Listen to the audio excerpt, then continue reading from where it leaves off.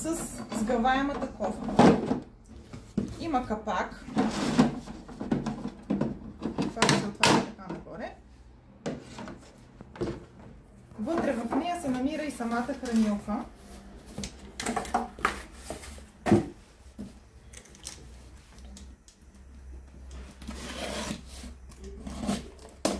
Тя работи с 4 броя 2 пътя батерии, като можете да използвате алкални или презареждаеми, особено ако ще се използва с соларен панел. Това е размера на хранилката.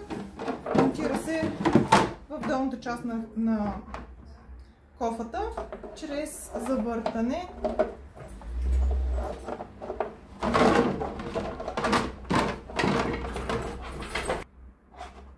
Ето така, щраква.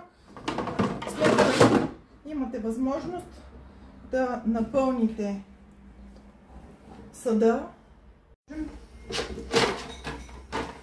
Да разгледаме и самата хранилка.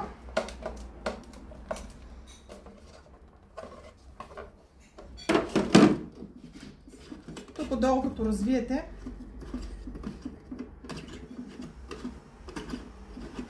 ще откриете отделението за батерии и също така дисплея с бутоните за настройка.